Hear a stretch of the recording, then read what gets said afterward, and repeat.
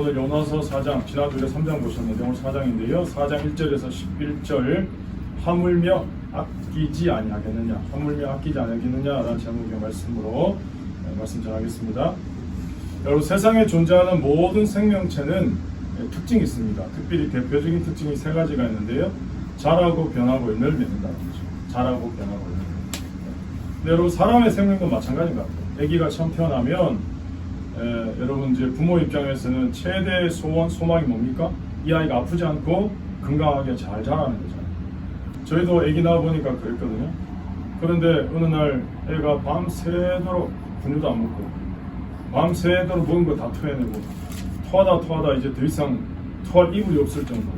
그래서 야, 이거 어떡하냐, 이제 병원은 가야 되겠는데 차도 없고 아무것도 안 되고, 그래서 날만 밝기를 기다리다가 그냥 해가 뜨니까 그냥 택시 불러서 아침에 병원에 갔는데 이상을 검사를 해봤는데 아무 이상이 없다는 거예요. 너무 감사하죠. 근데 두 가지 마음이 올라오더라고요. 밤새도록 이렇게 고생했는데 약간 허탈한, 그렇다고 뭐 이상이 있으면 안 되겠지만 감사하면서도 좀 그런 마음이 있잖아요. 여러분, 우리 영혼도 마찬가지인 것 같아요. 어느 날 우리 예수님을 내 마음속에 받아들였잖아요. 나의 삶을 하나님께 맡겼잖아요. 그리고 믿음으로 살기로 결단했습니다. 여러분, 이것을 우리는 흔히 거듭났다, born again, 중생이다 이렇게 표현합니다. 다른 말로 구원받았다, 이렇게 구원받았다. 근데 여러분, 이게 시작입니다. 시작. 마치 어린아이가 태어난 것처럼 영적인 신생아가 된 거죠. 그래서 신앙생활에도 단계가 있는데요. 4가지 단계가 있다. 요한일서 2장에는 그렇게 이야기하거든요. 그 4가지 단계가 뭐냐? 첫 번째는 아이들의 단계, 자녀들의 단계. 두 번째는 아이들의 단계. 그리고 세 번째는 청년들의 단계. 그리고 마지막 4번째는 아버지의 단계가 있다. 이렇게 합니다. 그래서 자녀들의 단계에서 아이들의 단계로, 그리고 청년들의 단계를 거쳐서 마지막으로 도달한 신앙의 마지막 단계가 아비의 단계까지 간다는 거죠. 자녀들의 단계는 죄를 용서받고 신앙의 첫 출발 단계입니다. 구원받은 그 상태. 아이들의 단계는, 아이들은 아버지를 알아보잖아요. 그래서 아이들의 단계는 어떤 단계냐? 하나님 아버지께 기도하고 또 신앙으로 나가는 그 단계죠. 그러다가 좀 더 성숙한 청년의 단계가 되면 죄와 싸워서 이기는 단계가 됩니다. 그런데 아직 완전히 죄에 대해서 승리한 건 아닙니다. 계속 엎치락 뒤치락 하는 단계죠. 그러다가 아비의 단계가 되면 드디어 신앙의 열매를 맺고, 아버지는 뭡니까? 아들에게 물려주는 단계잖아요. 그래서 신앙을 물려주는 단계까지, 열매 맺는 단계까지 간다는 거죠. 그런데 여러분, 자녀들의 단계나 아이들의 단계는 어떻게 보면 자기 중심적인 신앙생활을 하는 상태라고 볼 수 있습니다. 그러다가 신앙이 성장하고 성숙하면 자기 중심에서 하나님 중심으로 신앙생활을 하게 됩니다. 그래서 신앙은 다른 말로 말하면 중심 이동입니다. 나 중심에서 하나님 중심으로 옮겨지는 것입니다. 근데 여러분, 이게 중간 상태가 있거든요. 나 중심에서 하나님 중심으로 완전히 가지 못하고 왔다리 갔다리 갈등하는 거죠. 아, 이거 해야 되는데 하려니까 너무 힘들고, 뭐 일종의 그런 거 있잖아요. 혹시 여러분의 신앙의 상태는 어떤 상태라고 생각하십니까? 만약 우리가 본능대로, 육신대로 하고 싶은 대로 놔둔다면 우리의 신앙생활에 아무런 열매도 맺지 못할 것입니다. 우리가 정말 가야 될 진정한 교회는 저 하늘에 있습니다. 우린 지금 그림자에 불과한 이 땅에 보이는 교회에서 훈련하고 좋은 성도가 되기 위해서 오늘도 신앙의 싸움을 하는 것입니다. 그래서 우리의 믿음의 대표적인 사도인 사도 바울은 자기의 마지막 편지 디모데 후서에서 내가 지금까지 살아온 모든 신앙의 삶을 한 문장으로 이야기하라. 그러면 이렇게 이야기합니다. 믿음의 선한 싸움을 싸웠다. 믿음의 선한 싸움을 싸웠다는 거예요. 결국은 우리는 매일 싸우는 거예요. 사도 바울은 믿음의 선한 싸움을 다 싸웠다, 이렇게 고백하는 거죠. 그러니까 여러분, 계속 우리는 매일 영적으로 싸우는 겁니다. 마귀는 호시탐탐 우리의 아킬레스 건으로 계속 공격에 들어옵니다. 계속 말씀드리지만 사단이 공격하는 주 루트가 3가지입니다. 생각과 마음과 입술입니다. 사단은 계속 생각으로 생각으로, 마음으로 공격합니다. 그리고 입술로 공격합니다. 그래서 여러분, 신앙생활 잘 하시는 분들 이렇게 대부분 이렇게 보시면 제일 큰 특징 중에 하나가 말이 바뀌어요. 그래서 여러분, 사도행전에 오순절 마가다락방에 성령이 임했을 때 제일 먼저 역사한 은사가 뭡니까? 방언이죠. 방언. 창세기 11장에 하나님의 말씀에 순종하지 않고 자기 이름 내려고 그냥 어마어마한 그 신전을 쌓아가는, 바벨탑을 쌓아가는 그 인간들을 하나님이 혼잡게 흩어버리셨잖아요. 언어를 혼잡게. 근데 그 혼잡된 언어가 성령이 임하니까 하나님 안에서 언어가 통일되는 거예요. 제일 먼저 입술이 바뀌는 거예요. 그래서 여러분 사도 바울이 썼던 서신서에 보면 우리가 성령을 받으면 제일 먼저 바뀌는 게 뭐냐? 말이 바뀌는 거예요. 특별히 어떤 말이 바뀌냐? 감사가 나요. 감사. 그래서 항상 기뻐하라, 쉬지 말고 기도하라, 범사에 감사하라. 그래서 여러분 이 감사를 잘하는 사람이요 형통의 삶이 있어요. 감사를 잘하는 사람이 축복의 삶이 있어요. 기복이 아니고. 세상에서도 보면요, 제가 세상에 있는 책을 다 읽었겠습니까? 근데 여러분이 한두 번은 들어보신 회복 탄력성이란 말 들어보셨어요? 회복 탄력성. 이 회복 탄력성이란 게 내가 어떤 문제나 아니면 아픔을 겪었을 때 그 아픔에서 일어나는 그 반응 속도가 회복 탄력성이거든요. 그런데 이 회복 탄력성이 좋은 사람들의 특징이 뭐냐? 감사가 많아요. 감사가. 그러니까 평소에 감사를 많이 한 사람이요, 어떤 위기가 닥치든가 곤란이 닥치든가 문제가 닥쳤을 때 빨리 일어난대요. 그리고 이 시간이 짧대요. 그러니까 여러분 세상에서도 그만큼 감사가 중요하다는 거죠. 신앙이란 나를 하나님 편에 맞추어서 하나님을 닮아가고 신앙의 맛을 알고 배우는 게 바로 신앙입니다. 우리가 교회 나와서 그냥 내 편한 거, 내 마음에 드는 것만을 찾아서는 안 된다는 거죠. 집이 멀고 힘들고 교회 나와서 훈련받고 섬기는 일이 힘들어도 함께 이 맛을 경험하기 시작하면 기쁨이 있고 감사가 있는 거죠. 그래서 우리 지금 예배당을 위해서 사실 작정기도 하지 않습니까? 여러분 우리가 예배 나올 때마다 교회 나올 때마다 하나님 아버지를 제대로 알아가는 게 중요한 거죠. 우리가 함께 보시는 요나서 4장은요, 요나가 지금 이 갈등과 싸움 속에 있어요. 요나서 3장에서는요, 요나의 예언의 메시지를 들었던 니느웨 백성이요, 왕까지도 회개하고 놀라운 대반전의 역사가 일어나는 거예요. 그리고 하나님이 뜻을 돌이키셨어요. 근데 이게 끝나면 좋은데 요나의 반응이 너무 재밌는 거예요. 1절에 보시면 이렇게 나와요. 요나가 매우 싫어하고 썩냈다, 이렇게 썩냈다. 근데 여러분 이게 3장 10절하고 연결이 되거든요. 여러분 성경 갖고 계시면 3장 10절이랑 4장 1절을 연결해서 읽어야 돼요. 하나님이 그들이 행한 것 곧 그 악한 길에서 돌이켜 떠난 것을 보시고 하나님이 뜻을 돌이키사 그들에게 내리리라고 말씀하신 재앙을 내리지 아니하시냐, 이게 끝이에요. 3장 10절에. 그러면 우리가 박수치고 와 이래야 되는데 요나의 반응은 매우 싫어하고 썩냈다는 거예요. 다시 말해서 하나님은 뜻을 돌이키시고 심판하지 않으셨는데, 재앙을 내리지 않았는데 요나가 하나님이 심판하시는가, 정말 그렇게 하시는가 잔뜩 기대하고 오만상 찌푸리고 그냥 있는데 엄청 열받아 보입니다. 왜요? 하나님 심판 안 하니까. 심판할 줄 알아. 그러니까 그게 매우 싫고 썩낸 거예요. 여러분 도대체 요나가 왜 분통을 터뜨리고, 그것도 이런 표현은 좀 그렇지만 간땡이가 부었지. 아니 하나님 앞에 막말을 막 쏟아내잖아요. 아니 물고기 뱃속에 있을 때 하나님이 세컨 찬스의 인생을 주셔서 겨우 니네까지 가게 했는데 요나의 행동이요 별반 달라진 게 없어요. 그렇게 쌩 고생했는데 그 정도 고난을 겪었으면 바뀌어야 되잖아요. 오늘 그렇지 않습니까? 이스라엘 백성들이 여러분 사사기 보세요. 그 정도 맞으면 좀 바뀔만 한데, 그 정도 고난 당했으면 이제 좀 변해야 되는데 안 변하니까 그 뗀뗀한 그때가 구덕구덕 붙어서 뻗기고 뻗겨도 안 뻗겨지는 그때, 그러니까 300년 동안 맺많은 역사가 일어나는 거잖아요.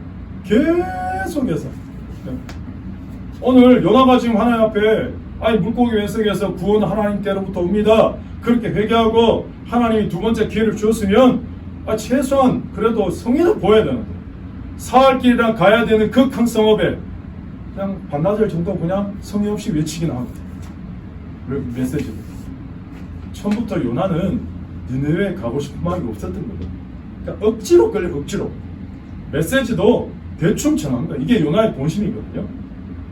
사실 요나는 하나님이 맡기신 임무에 실패할까봐 두려웠던 게 아니고, 진짜 성공하면 어떡하지? 이게 두려운 거예요. 웃기는 거 아니에요? 하나님 미션에 성공해야지 좋은데, 아니 내가 진짜 메시지 전했는데 쟤들이 진짜 회개하고 돌이키면 어떡하지? 이게 더 두려웠던 거죠. 이게 웃기는 거죠. 여러분 본문 2절을 보시면 요나가 큰 물고기 뱃속에 들어가기 전에 하나님이 어떤 분인지를 알았다는 거예요. 2절을 보세요. 여호와께 기도하여 이르되 여호와여 내가 고국에 있을 때 이러하겠다고 말씀하지 않았습니까? 예. 그러므로 내가 빨리 다시스로 도망하여 싸우니 하나님 어떤 분이라고요? 은혜로우시고 자비로우시고 노하기를 더디하시고 읽어보실 같이 이내가 크시사 뜻을 돌이켜 재앙을 내리지 아니하시는 하나님이신 줄 내가 알았다는 거예요. 이거 웃기지 않습니까?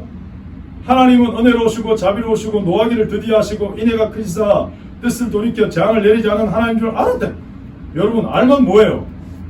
예? 요나가 지금 이걸 어떻게 고백하는 겁니까? 발을 동동 구르면서 내가 그럴 줄 알았어요. 결국 이렇게 만드실 건데 왜 나를 여기까지 오게 하시냐고요. 지금 이거거든요. 여러분 1절에 나오는 내용을 요나가 매우 싫어하고 썩냈다 이 부분을 원문 그대로 번역하면 이렇게 나옵니다. 그러나 그것은 요나에게 악이었다. 큰 악이었다. 이렇게. 하나님의 뜻을 돌이켰는데 요나에게는 큰 악이었다. 여기서 악이라는 건 불쾌하다, 재난당했다, 공경을 당했다, 해를 입었다 이런 단어거든요. 아니 3장 10절과 4장 2절에 등장한 이 재앙이라는 단어도 풀이할 수 있거든요. 여러분 오늘 4장 1절에 이 한 절만 가지고도 지금 요나의 내면의 상태가 어떤지 짐작할 수 있잖아요. 지금 요나는요 하나님을 몰라서가 아니에요. 제대로 알면서도 그냥 불쾌한 거예요. 괴로운 상태로 하나님께 지금 따져 묻는 거죠. 오늘 우리의 삶 속에서 일어난 대부분의 오류나 신앙에 우리가 발생한 이유가 한 가지는 우리가 가진 이 생각의 창고에 잘못된 판단을 자꾸 내보내니까 생각에 오류가 생기는 거죠. 예를 들어서 요나도 마찬가지거든요. 요나는 하나님에 대해서 분명한 신학적인 지식을 소유하고 있었어요. 2절에 나오잖아요. 하나님 어떤 분인지. 그런데 요나는 지금 하나님 모습 그대로를 받아들이고 이해하는 게 아니고 내가 만들고 싶은 하나님, 내가 결정한 하나님, 내가 갖고 있는 틀 속에 갇혀있는 하나님 이미지를 가지고 하나님 그렇게 역사하시기를 바라는 거죠. 그리고 내가 마치 조종하듯이 당연히 그렇게 돼야 된다고 스스로 마음에 정해버린 거예요. 그런데 아니니까 화나는 거죠. 우리가 함께 읽은 이 요나서 4장을 읽어볼수록 너무 재밌습니다. 야 이거 진짜 대박이다. 아니 이거 무슨 막무가내로 때를 쓰는 철부지 아이들도 아니고 그런데 하나님은요 그게 대해서 뭐라 하지 않고 그냥 다 받아주고 계신 거예요. 저 같으면 그냥 막 이걸 그냥 그럴 텐데 하나님이요 진짜 대단하신 것 같아요. 요나가 이렇게 떼쓰고 막 하는데도 하나님 요나를 뭐라 했다 구중했다는 표현이 지금 성경에 없어요. 누가복음 15장에 여러분 집 나간 둘째 아들 탕자가 집에 돌아오기를 아버지가 밤마다 기다리지 않아요. 결국은 밤 폐인된 아들을 아버지가 와서 그 냄새나는 그 똥 묻은 옷을 껴안고는 그냥 너 왜 그랬냐 도대체 왜 집 나가냐 이런 말 했습니까? 안 했잖아요. 오늘 하나님 아버지가 똑같다는 거죠. 우리를 끝까지 기다려주시고 끝까지 참아주시고 지금도 우리를 사랑의 눈으로 바라보고 계신다는 거죠. 여러분 3절을 보시면요 요나가 더 과감합니다. 아니 화를 내는데 화에 있잖아요 리밋이 없어요. 한계가. 3절 여러분 요나가 하나님께 뭐라고 대답합니까? 하나님 차라리 저를 죽여주세요. 네. 제가 두 눈 뜨고 이런 걸 이걸 못 보겠습니다. 지금 이거거든요. 니네가 회개하고 회복되는 게 요나는 싫은 거죠. 근데 하나님이요 뭐라 말씀하시냐? 야 네가 썩내는 게 옳으냐? 우리가 이 구절을 여러분 4절에 하나님 요나에게 이르시되 네가 썩내는 것이 옳으냐 그렇게 물으셨잖아요. 여러분 이 구절을 어떤 심정으로 옛날에 읽으셨습니까? 여러분 이건 하나님 요나를 꾸짖거나 화내시는 심정이 아니에요. 야 너 왜 이렇게 화나니? 왜 이렇게 화를 내니? 화낼 일이 아니잖아. 이 정도거든요 사실은. 여러분 요나의 이런 반응에서 어떻게 생각하십니까? 이게 뭐 선지자야? 하나님의 사람이야? 그리고 성경에 이런 내용도 적혀있네? 이런 별별 반응이 다 나올 거예요. 근데 제가 한번 질문해 볼게요. 이 요나서를 누가 기록했을까요? 요나서에 기록한 사람이 누굽니까? 네? 요나죠. 그냥 모든 학자들이 그 이구동성으로 요나가 기록했다는 거 의심이 없어요. 근데 여러분 요나서의 내용이 사실은 선지자라는 자신의 이미지에 대단히 불리하고 흠이 될 수 있는 내용이잖아요 솔직히.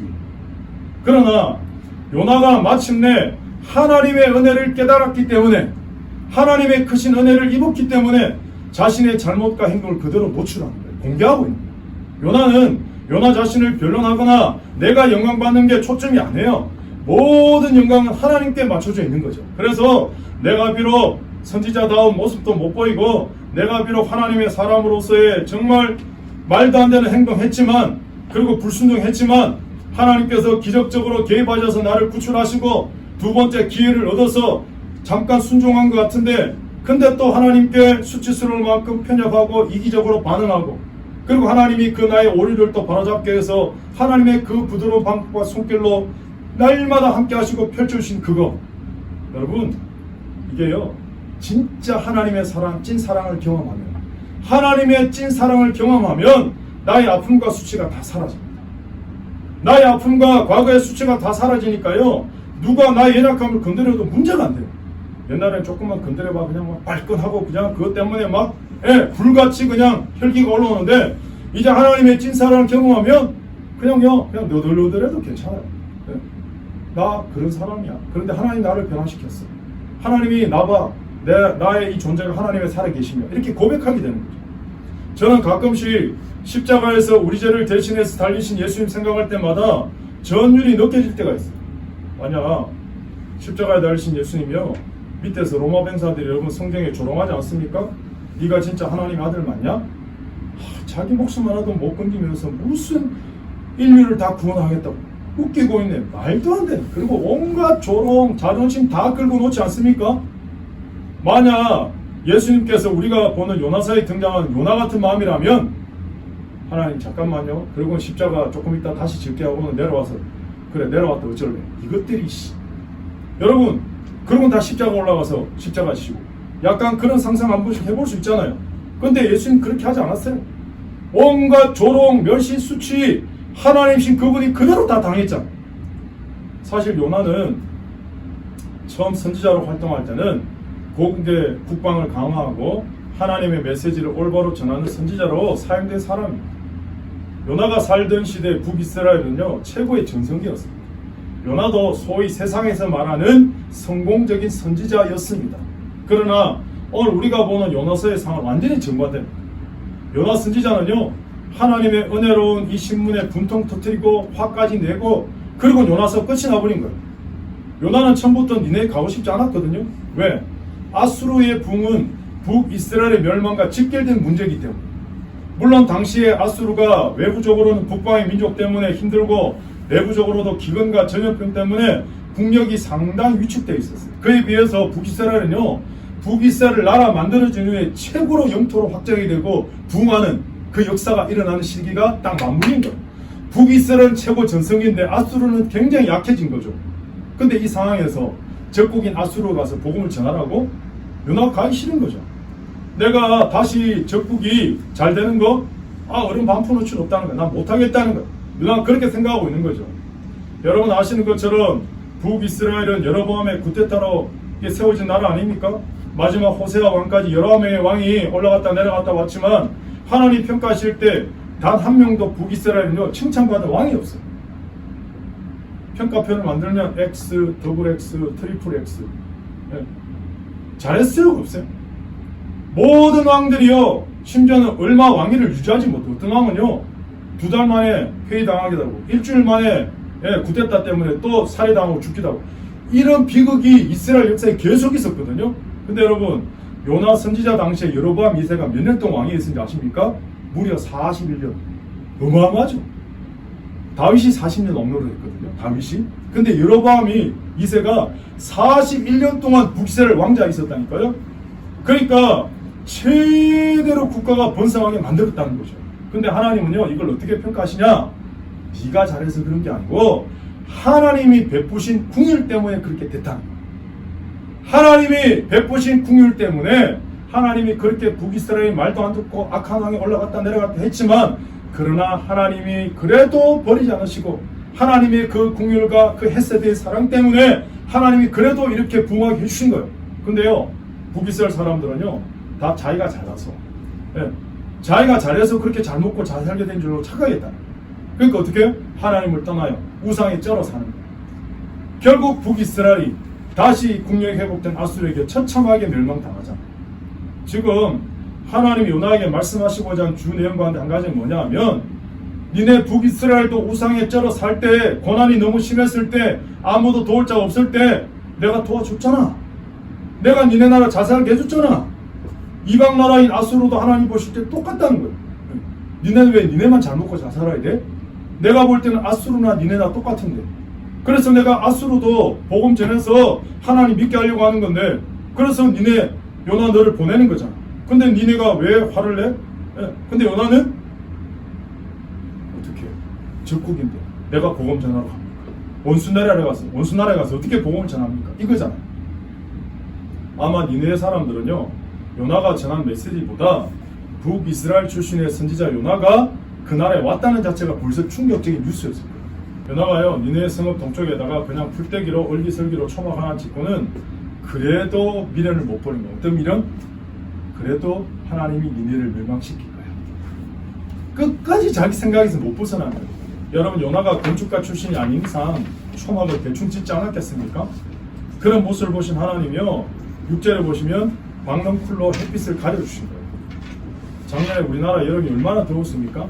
원래는 좀 덜 더워야 될 텐데 벌써 지금 어마어마하게 지금 덥고 막 찜통으로 전국이 힘들고 폭염으로 국가에서 핸드폰으로 재난문자 뭐 보내면서 맨날 라디오 틀면 뭐 열대 조심하라고 뭐 사실 습도만 높지 않으면 그래도 좀 나은데 온도도 높은데 습도까지 높고 이게 진짜 힘들잖아요. 요나가 사는 지역은요, 온도는 뜨거운데 습도는 없었어요. 사막이니까.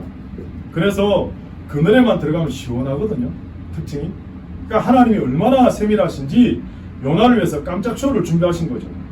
박넝쿨을, 여러분 오늘 본문에요, 박넝쿨이라는 단어가 무려 5번. 하나님이요, 요나를 위로하고 보호하시려고 그 쪼이는 햇볕을 막아주는 박넝쿨을 준비하시는 거예요. 근데 여러분 6절에 보세요. 6절 하반부에 보시면 하나님 여호와께서 박넝쿨을 예비하사 요나를 가리게 하셨으니 이는 그의 머리를 위하여 그늘이 지게 하며 그의 괴로움을 면하게 하려 하심이었더라. 그 다음 구절 뭐라고 합니까? 요나가 박넝쿨로 말미암아 크게 기뻐하니. 전 이거 보면서 지금 니네 사람들은 죽느냐 사느냐 이러고 있는데 지 햇빛 쪼이는 거 박넝쿨 가려웠다고 이것 때문에 기뻐하는 것도 아니고 크게 기뻐했대. 크게. 여러분, 이게 인간입니다. 다른 사람이 고난 당하든지 다른 사람이 아프든지 내 손가락 부러진 게 더 힘든 거야 사실. 내 손가락 칼에 베인 게 더 고통스럽고 더 힘든 거야. 여러분, 지금 니네 사람들은 죽느냐 사느냐 그것도 말 못하는 동물까지 다 멸망하느냐는 그 순간에 자기는 그 박넝쿨 때문에 크게 기뻐했다는 거죠. 인간이 이렇게 얼마나 이기적입니까? 자기 애가 얼마나 강한지 모릅니다. 근데요, 그게 끝이 아니었어요. 하나님이 참 재밌는 분이거든요. 7절에 보시면 7절 보실래요? 7절 말씀 하나님 재밌잖아요. 박넝쿨 이렇게 햇빛을 가려줬다가 벌레 하나를 통해서 또 갉아먹게 하는 거예요. 그러니까 8절에 보세요. 8절 말씀. 해가 뜰 때 뜨거운 동풍까지 그냥 하니까 요나의 머리에 집중적으로 그냥 빛이 8절에 보시면 머리에 쪼임에 이렇게 쪼임에, 이 쪼임에라는 단어는 강타하다, 타격하다 이런 뜻이거든요. 돋보기로 햇빛을 쫙 이렇게 모아서 집중하는 것처럼. 그러니까 요나가 지금 그런 햇빛이 그냥 머리에 집중적으로 내리쬐니까 열풍이 정신이 혼미할 정도. 그래서 8절 하반부에 어떻게 사는 것보다 죽는 게 내게 낫겠습니다. 이게 무슨 말입니까? 차라리 그냥 죽여주십시오. 이거잖아요. 그럴 때 하나님이 9절에 뭐라고 하나님이 대답하셨습니까? 자, 9절에요. 하나님 요나에게 그랬잖아요. 야, 이 박넝쿨 하나 때문에 그렇게 화낼 거 있냐? 이렇게 물었거든요. 그랬더니 요나가 뭐라고 대답합니까? 뒤에 시작. 그가 대답하되 내가 성내어 죽기까지 할지라도 오르니. 이게 뭡니까? 요나의 대답이 글자가 왜요 하나님? 그냥 확 죽어버리고 싶습니다. 이거잖아요 지금. 하나님, 내가 화나고 미치고 발작 뛰겠습니다. 이거 아니에요 사실은. 지금 이 모든 걸 누가 붙드시는 거예요? 누가 살려주신 거예요? 누가 이 자리까지 오게 하신 거예요? 물고기 뱃속에 들어갈 때 누가 살려준 거예요? 누가 두 번째 인생의 기회를 준 거예요? 지금 요나 인생을 누가 붙들고 있느냐? 우리 인생이 하나님 손 안에 있음을 깨달았다면 하나님을 신뢰한 믿음으로 살아야 되는데 오히려 하나님께 화내는 거잖아요. 자, 이제 제 마지막 설교 본문입니다. 10절 11절 제가 한번 물어보겠습니다. 오늘 내가 지금 가진 거, 내가 이루는 거, 이거 내가 잘나서 그런 겁니까? 누가 해주신 겁니까? 이거 내가 한 거야 이거. 다 내가 한 거야 라고 여러분 말씀하시면 이게 바로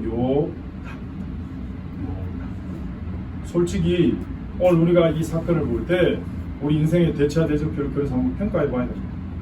여러분이 원하는 거 다 하나님이 들어주시면 정말 하나님 잘 믿을 자신 있습니까? 하나님 잘 따른다고 생각하십니까? 내가 원하는 대로 돈이 착착 벌리고 병이 다 낫고 문제가 다 사라지고 삶이 빵빵빵 그냥 4차선, 8차선, 16차선 그냥 만사 형통하면 그전보다 하나님 진짜 더 잘 섬기고 순종하고 그렇게 여러분 살 자신 있습니까?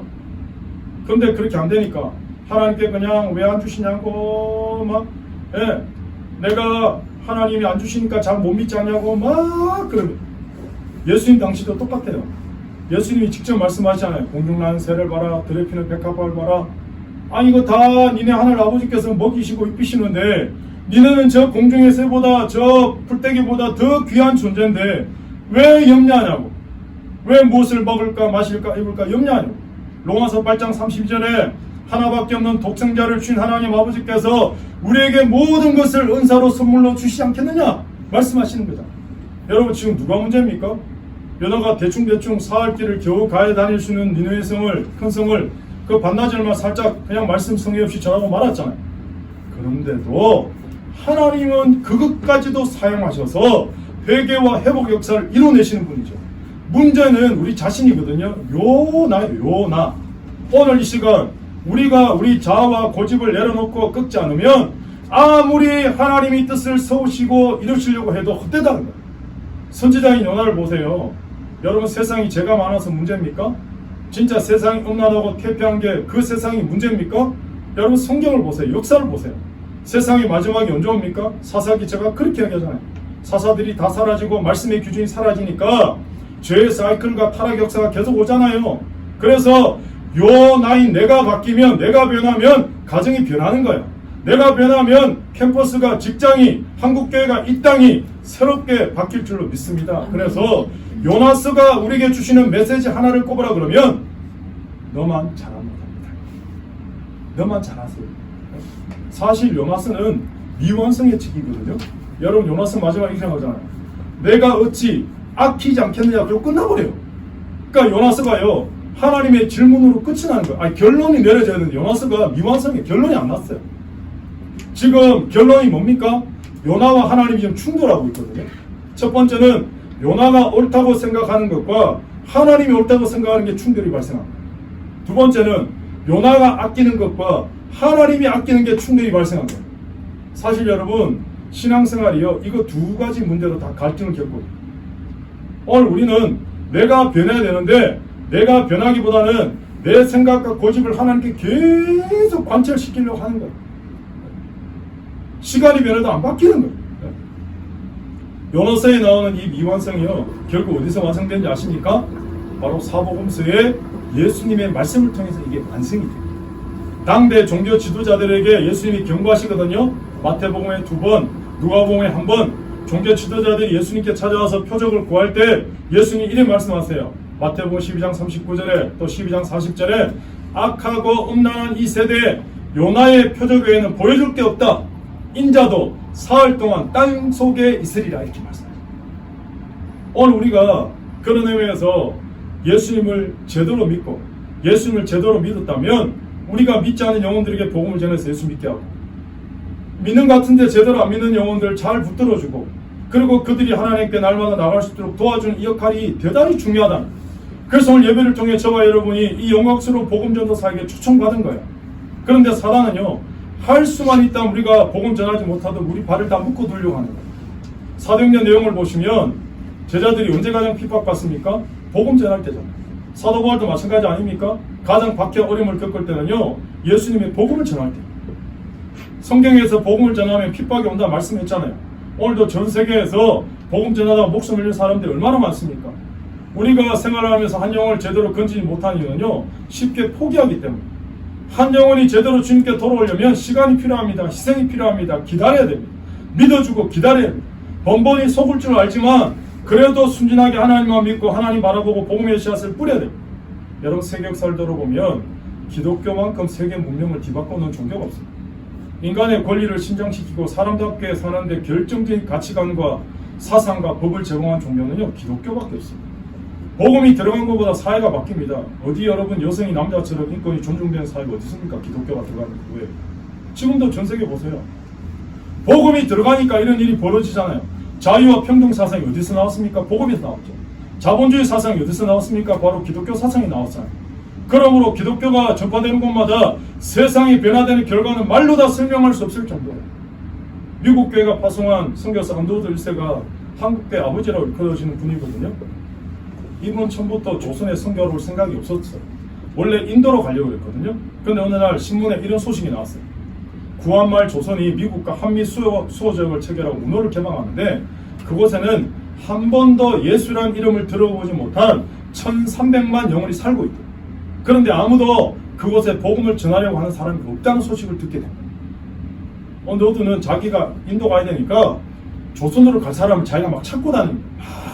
사방으로 조선으로 복음 전하러 갈 사람이 있나 그런데 아무도 없는 거예요.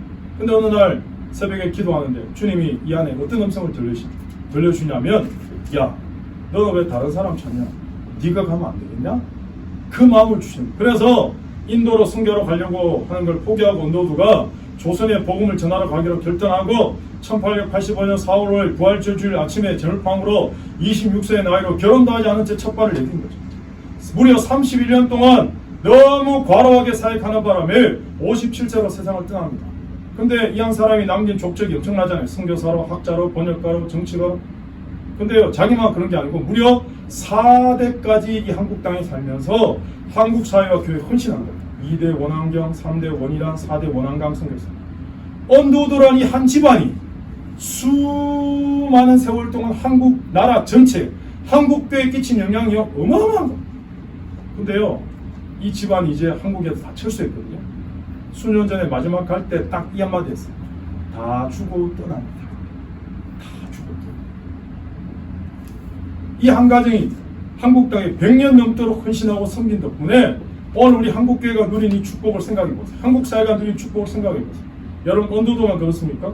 수많은 무명의 선교사들이 한국교회 사회에서 봉사하고 헌신한 그 복음이 끼친 영향력 때문에 오늘 그 열매가 저와 여러분 아닙니까? 오늘 여러분 정말 복음이 능력인 줄 믿으십니까? 그러면 우리가 오늘 이 복음을 전해야 되죠. 요나처럼 하나님 말씀에 순종해서 여러분 전해야 되는데 그러려면 무엇보다 내 안에 하나님과의 뜨거운 만남을 통한 복음의 감격이 있어요. 감격이. 복음을 전할 때 하나님의 시각으로 집 나간 탕자를 기다리는 아버지의 마음을 품고 끝까지 기다리고 그리고 하나님 앞에 포기하지 않고 기도할 때 열매가 맺혀지는 줄 믿습니다. 요나처럼 박넝쿨 하나 때문에 그냥 심히 기뻐하다가 니느웨 성에 12만 명에 된 사람이 죽어가는 건 눈 하나 깜짝하지 않는 오늘 예수님께서 우리가 구원 얻었을 때 조용히 천국 데려가시지 왜 이 땅에 아직도 살게 하셨을까요? 왜 이 땅에 아직도 우리를 남겨놓으셨을까요? 데려가지 않으셨을까요?